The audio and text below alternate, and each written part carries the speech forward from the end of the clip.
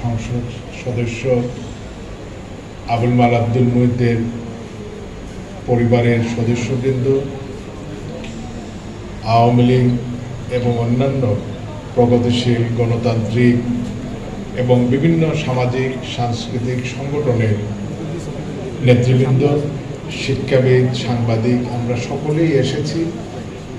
তার প্রতি আমাদের শ্রদ্ধা, আমাদের ভালোবাসা, এবং এই মানুষটি শুধু সিলেট নয়, বাংলাদেশকে এমন একটি অনন্য উচ্চতায় নিয়ে যাওয়ার জন্য কাজ করে গিয়েছেন।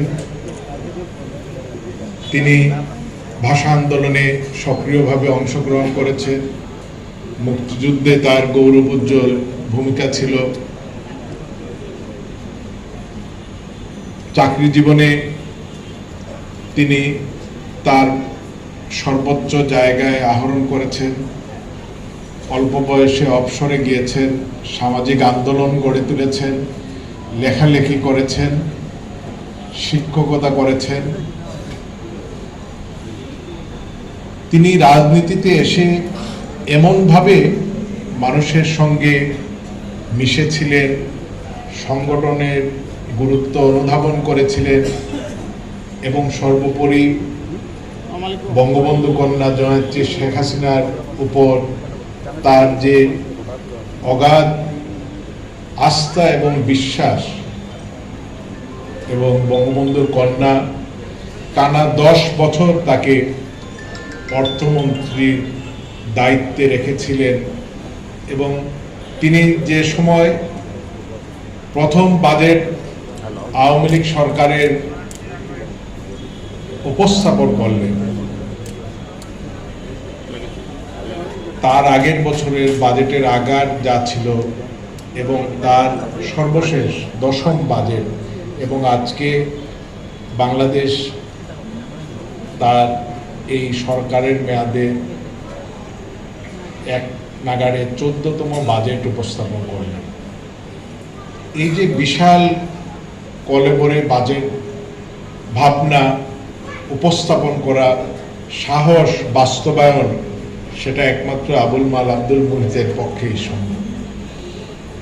আমরা এই স্বল্প পরিসরে, আমার পূর্বে যারা বক্তব্য রেখেছেন প্রত্যেকেই বলেছেন, তার যে কোনো বিষয় নিয়ে আমরা কথা বললে অনেক দীর্ঘক্ষণ আলোচনা করতে পারি।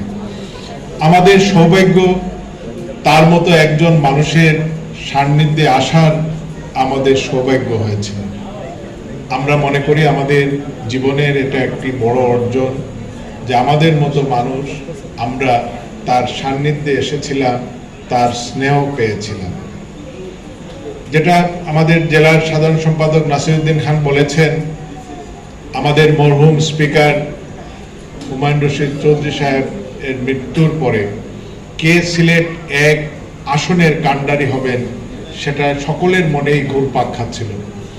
একটা মিথ যে সিলেটে যারাই নির্বাচিত হন তারাই সরকার গঠন করেন, এবং এখন পর্যন্ত সিলেট 1 থেকে যারা নির্বাচিত করেছেন প্রত্যেকেই আসলে তাদের ব্যক্তিত্ব এমন একটি জায়গায় যেটা সারা দেশে আমাদেরকে একটা আলাদা সম্মানের জায়গায় নিয়ে যায়।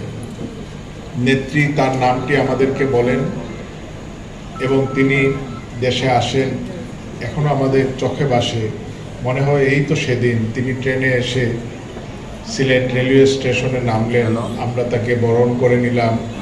তার পূর্বে মোমেন সাহেব এসেছিলেন, আমাদের আওয়ামী লীগের নেতৃবৃন্দ, অঙ্গ ভর্তৃপ্রতিম সংগঠনের সঙ্গে কথা বলেছেন, বিভিন্ন জায়গায় তিনি গিয়েছেন।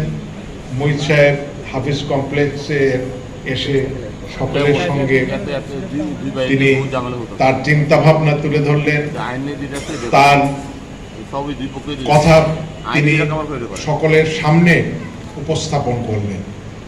এই যে আওয়ামী লীগের নেতৃবৃন্দ এবং সিলেটের মানুষের সঙ্গে তার এই নিবিড় সম্পৃক্ততা, এই সম্পৃক্ততা তার জীবনের শেষ দিন পর্যন্ত ছিল। তিনি মৃত্যুর অল্প কিছুদিন পূর্বেও সিলেটে এসেছিলেন, সিলেটে আসার জন্য তিনি খুব ব্যাকুল ছিলেন।